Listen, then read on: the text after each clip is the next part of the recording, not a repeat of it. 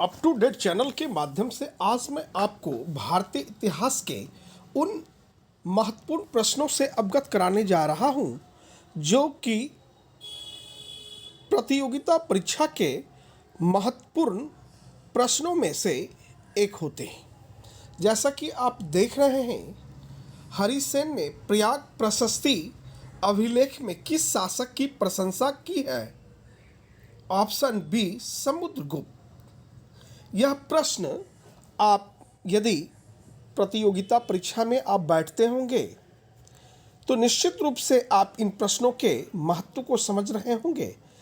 प्रायः लगभग प्रतियोगिता परीक्षा में, क्लासिकल एग्जाम में आप देखते हैं कि इतिहास के यह प्रश्न निश्चित रूप से एक स्थान रखता है।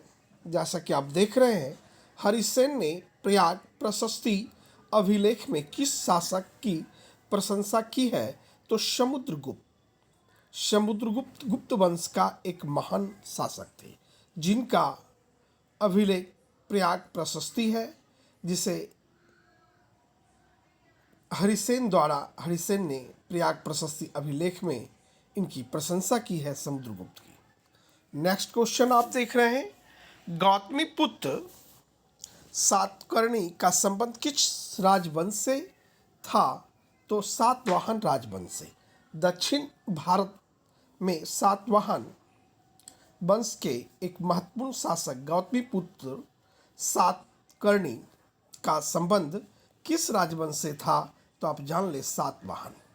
अर्थात गौतमीपुत्र सातकर्णी सातवाहन वंश के थे।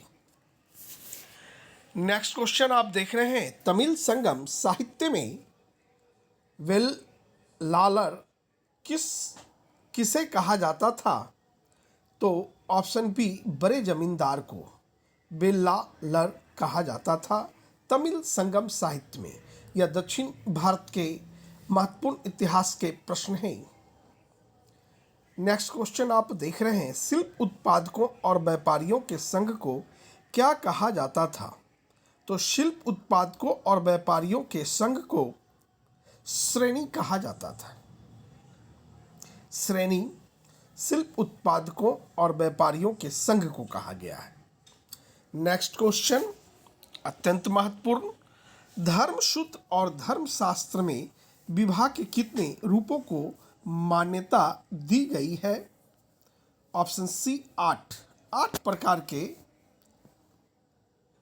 विवाह की चर्चा धर्मसूत्र और धर्मशास्त्र में है। नेक्स्ट क्वेश्चन आप देख रहे हैं, अति महत्वपूर्ण, उज्जैनी किस महाजनपद की राजधानी थी? जब आप 16 महाजनपद का अध्ययन करेंगे, उसमें उज्जैनी किस महाजनपद की राजधानी थी? तो आप देखेंगे अवंती। अवंती एक चर्चित महाजनपद में एक था। तो उज्जैनी किस महाजनपद की राजधानी थी? तो अवंती। अर्थात अवंती महाजनपद है जिसकी राजधानी उज्जैनी है। नेक्स्ट क्वेश्चन, कुषाण शासक अपने नाम के आगे कौन सी उपाधि लगाते थे?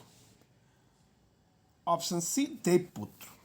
कुषाण शासक अक्सर बड़े बड़े शासक अपने नाम के आगे या पीछे कई उपाधियों को लगाया करते थे। उसी तरह से कुषाण शासक ने भी अपने नाम के आगे, न कि पीछे, आगे एक उपाधि लगाते थे। वह उपाधि देवपुत्र था।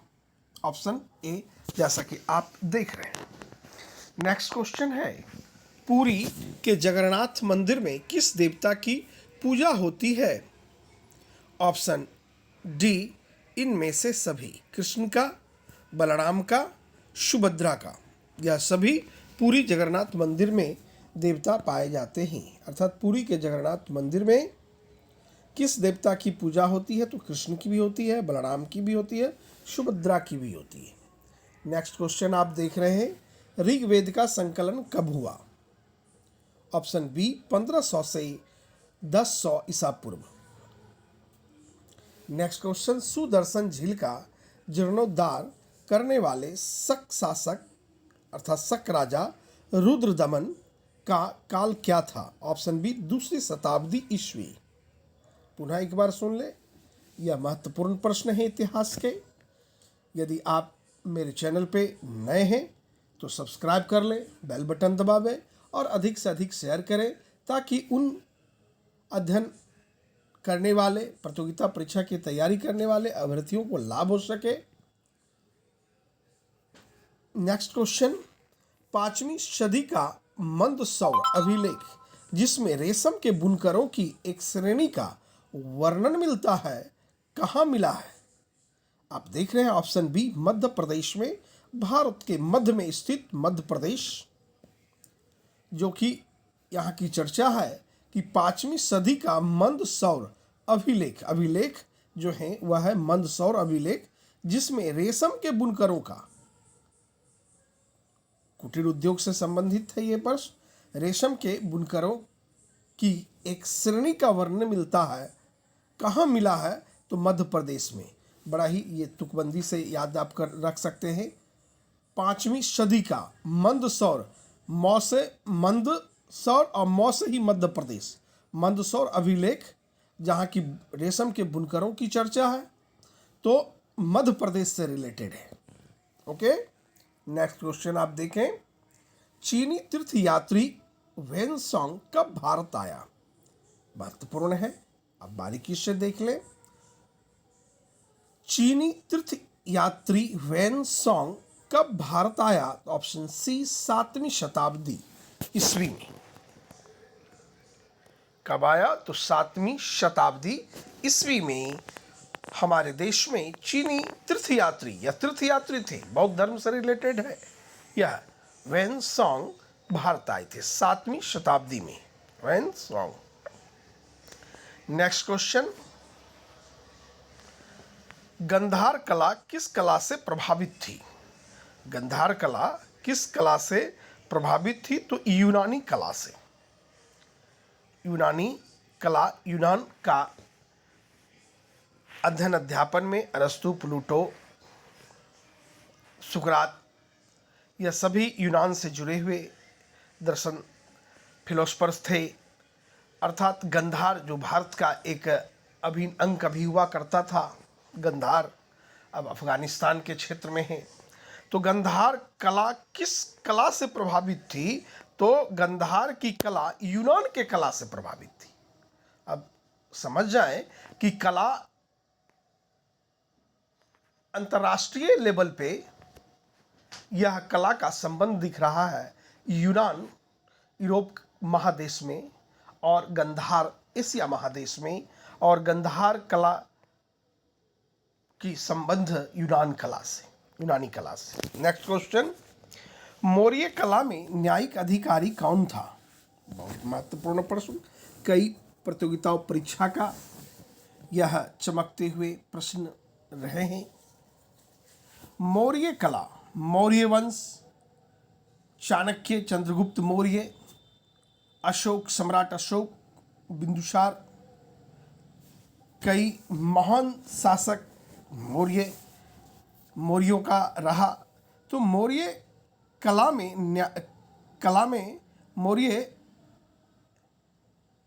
न्यायिक अधिकारी कौन थे? नहीं, मौर्य शासक, मौर्य कहें आप तो मौर्य जो वंश था, मौर्य वंश, उसमें न्यायिक अधिकारी कौन थे?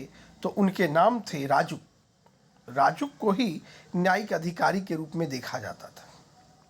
यह एक पद था राजुक का, जो कि न्यायिक अधिकारी का काम करते थे मौर्य काल में। कला, ये मिस्टेक, कला नहीं काल होंगे, मौर्य काल में। नेक्स्ट क्वेश्चन 15 नंबर, पन किस धातु का सिक्का था?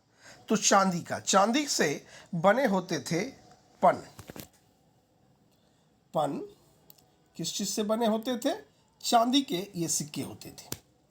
नेक्स्ट क्वेश्चन आप देख रहे हैं, सूती वस्त्र उद्योग के लिए कौन प्रसिद्ध था? तो सूती वस्त्र उद्योग के लिए आप देख रहे हैं ऑप्शन ए, उरैयूर। उरैयूर सूती वस्त्र के लिए प्रसिद्ध था। उरैयूर में ही सूती वस्त्र उद्योग के आप प्रमाण देखते हैं, वहीं उरैयूर में सूती वस्त्र उद्योग मिले हैं। इन सभी प्रश्नों को आप बारीकी से एक बार देख लें, ताकि आप यदि सिविल सर्विसेज की तैयारी कर रहे हैं या आप अन्य किसी प्रतियोगिता की तैयारी में लगे हुए हैं, तो यहाँ से बनने वाले प्रश्न आपको काफ़ी मददगार के रूप में परीक्षा में आपको मदद करेंगे। निश्चित रूप से आप देख लें, आए दिन आप मेरे चैनल पे के माध्यम से तैयारी करने वाले लोगों का रिजल्ट जैसा कि आपने देखा है, स्टेट में TRE 1, 2, 3, आप BPSC में भिन्न भिन्न प्रतियोगिता परीक्षा में विद्यार्थियों के इंटरव्यू चैनल पे दिए हुए हैं, आप देख लें। तो कहने का तात्पर्य यह है कि आप ईमानदारी पूर्वक अध्ययन अध्यापन करें, ताकि आने वाले समय में आप बेहतर रिजल्ट दे सके। इन्हीं शब्दों के साथ बेस्ट ऑफ लक। जय हिंद, जय भारत।